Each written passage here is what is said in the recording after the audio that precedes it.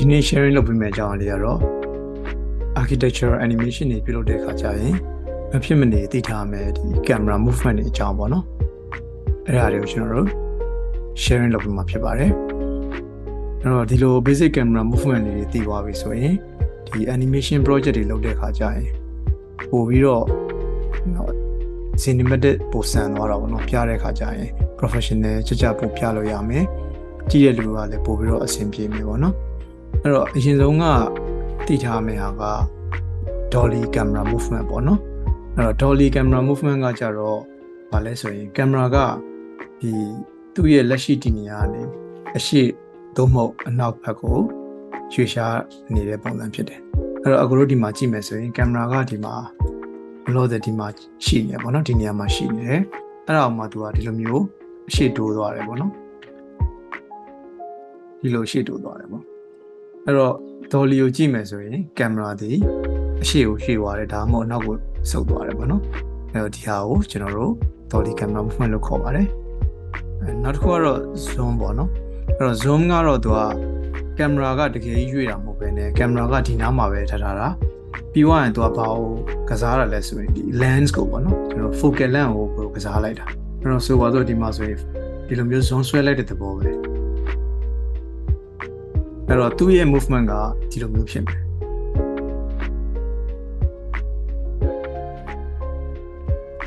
နောက်ထပ် camera movement ကတော့ track ပေါ့နော် TRUCK track လို့လည်းသုံးတယ်အဲ့တော့သူကကြတော့ဘယ်လိုလဲဆိုရင် camera ဘေးတိုက်ရွေ့ရှားတာပေါ့နော်အဲ့တော့ဘယ်ကနေညာနေဘယ်ကိုရွေ့နေတာပေါ့အဲ့တော့ဆိုပါတော့ဒီမှာ camera ရှိတယ်ဆိုရင်ဒီလိုမျိုးရွေ့သွားတာပေါ့သူ့ရဲ့ movement ကိုကြည့်မယ်ဆိုရင်ဒီလိုဖြစ်မယ်အဲ့တော့သူကကင်မရာကတကယ်ကြီးကိုရွှေ့ရှားသွားတာဖြစ်တယ်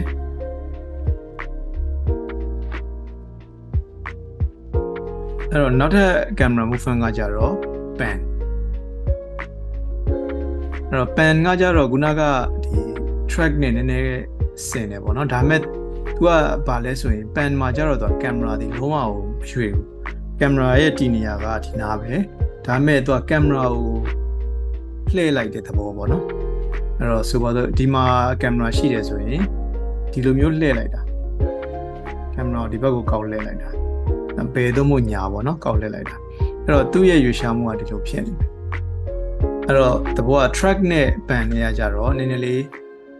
ရောနိုင်တယ်ပေါ့နော်အဲ့တော့တည်ထားမှာက track ကကြတော့တကယ်ကြီးကိုကင်မရာကိုရွှေ့လိုက်တာဘေးတိုက်ရွှေ့ရှားတာဖြစ်ပြီးတော့ pan ကကြတော့ကင်မရာကိုဘယ်ကြည့်ညာကြည့်ဆိုတဲ့သဘောပဲဖြစ်တယ်နောက်ထပ် camera movement တစ်ခုကတော့ pedestal ပေါ့ pedestal ကကြတော့ဗာလဲဆိုရင် camera ဒီအပေါ်ကနေအောက်ကနေအပေါ်ကိုရွှေ့ရှားနေမယ်အဲ့တော့ဆိုပါတော့ဒီမှာ camera ရှိတယ်ဆိုရင်နောက်ထပ် view တစ်ခုကကြတော့ကျွန်တော်ဒီလိုမျိုးရွှေ့သွားတာပေါ့နော်နောက်ထပ်တစ်နေရာလိုရွှေ့သွားတာဒီလိုမျိုးဖြစ်မယ်သူရဲ့ camera movement ဒီအပေါ်ကနေအောက်ကနေအပေါ်ရွှေ့ရှားနေတာဖြစ်တယ်အဲ့ဒါကိုကျွန်တော်တို့ကဒီ pedestal movement လို့ခေါ်တယ်အဲ့တော့သူနဲ့နည်းနည်းလေးရောထွေးနိုင်တာကဘာလဲဆိုရင် tilt ပေါ့နော်အဲ့တော့ tilt ကကြတော့သူကကင်မရာတကယ်မရွေ့ဘူးမရွေ့ဘဲနဲ့သူကကင်မရာကဒီအပေါ်မော့ကြည့်တာတော့အောက်ငုံကြည့်တာတော့အဲ့သဘောမျိုးပဲ rotate လုပ်တဲ့သဘောပဲအဲ့တော့ဒီမှာဆိုရင်ဒီ view ကနေဒီလိုမျိုးအပေါ်ကိုဆွဲကြည့်လိုက်တာပေါ့သဘောကကင်မရာလုံးဝမရွေ့ဘူးကင်မရာကိုrotate လုပ်လိုက်တဲ့သဘောပဲပေါ့အဲ့တော့သူ့ရဲ့ movement ကဒီလိုမျိုးဖြစ်နေတယ်ကင်မရာဒီနေရာကမရွေ့ပဲနဲ့အပေါ်မော့ကြည့်တယ်အောက်ငုံကြည့်တယ်ဆိုတဲ့သဘောပဲဖြစ်တယ်အဲ့တော့နောက်တစ်ခုကကြတော့ crane ပေါ့နော်crane ဆိုတဲ့အတိုင်းသူကဒီလက်တံတစ်ခုမှာကင်မရာကို attach လုပ်ထားတယ်ပေါ့နော် crane မှာ attach လုပ်ထားတယ်ပြီးရင်သူကဒီလက်တံတိုင်းရွေ့တယ်ပေါ့အဲ့တော့သဘောကတော့ခုနကဒီ pedestal နဲ့ဘာကွာလဲဆို pedestal ကကြတော့တော့အဖြောင်တိုင်းပေါ့နော်အပေါ်လုံးအောင်ကိုဖြောင်တိုင်းတက်သွားတော့ crane ကြတော့သူကဒီသူ့ရဲ့ pivot ရှိတယ်ပေါ့နော်သူ့ကို crane တွေ့ထားတဲ့နေရာရှိတယ်စုံချက်ရှိတယ်အဲ့စုံချက်တိုင်းပဲသူကလဲမှာပေါ့နော်အဲ့တော့ဥပမာဆိုပါစို့ကင်မရာကဒီမှာဒီလိုရှိတယ်ဆိုရင်သူဒီအပေါ်ကိုတက်သွားပြီးတော့ဒီလိုလေးဘေးဘက်ကိုနည်းနည်းရွှေ့မယ်ပေါ့နော်သဘောကတော့ စဝမ်းချမ်းပုံစံပေါ့တဘောအဲ့လိုမျိုးရွေးနေတာပေါ့ grain ဆိုတော့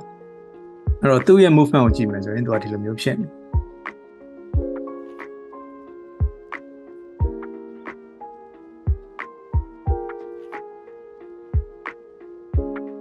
အဲ့တော့နောက်တစ်ခုကကျတော့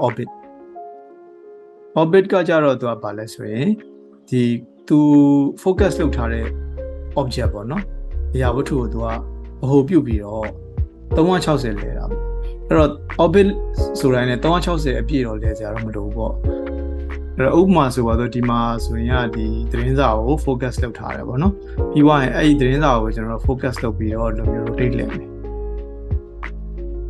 အဲ့တော့ focus ကတော့သတင်းစာမှာပဲရှိနေတယ်ပေါ့နော်အဲ့တော့သူ့ရဲ့ movement ကဒီလိုမျိုးဖြစ်နေတယ်ဒီအရာဝတ္ထုကိုသူကဗဟိုပြုတ်ပြီးတော့လဲနေတာဖြစ်တယ်အဲ့တော့နောက်ဆုံးတစ်ခုကတော့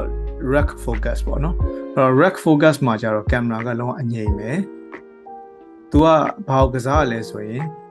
သူ focus လုပ်ထားတဲ့အရာဝတ္ထုကိုပဲပြောင်းသွားတာပေါ့သူ focus ကိုပြောင်းသွားတာပေါ့ဥပမာဆိုပါစို့ဒီမှာဆိုရင်ကျွန်တော်တို့က coffee ကွက်လေးကို focus ဖြတ်ထားတယ်ဒါပေမဲ့နောက်ထပ်တစ်ကတ်မှာကျတော့ဘာလို့လဲလဲဆိုရင်ဒီအနောက်မှာရှိတဲ့အပင်တွေကို focus လမ်းချိန်လိုက်တာပေါ့နော်အဲ့တော့သူ့ရဲ့ပုံစံဒီလိုမျိုးဖြစ်သွားတယ်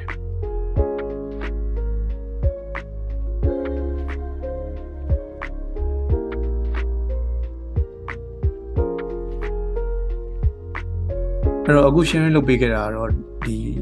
လုံးဝအခြေခံကျတဲ့ camera movement 6 မျိုးပေါ့နော်အဲ့ဒါတွေကိုတေချာလေး practice လုပ်ထားပြီးတော့ကိုယ့်ရဲ့ animation project တွေမှာလက်တွေ့အသုံးပြုနိုင်တယ်ဆိုရင်ကိုယ့်ရဲ့ဒီ animation quality ကvideo quality က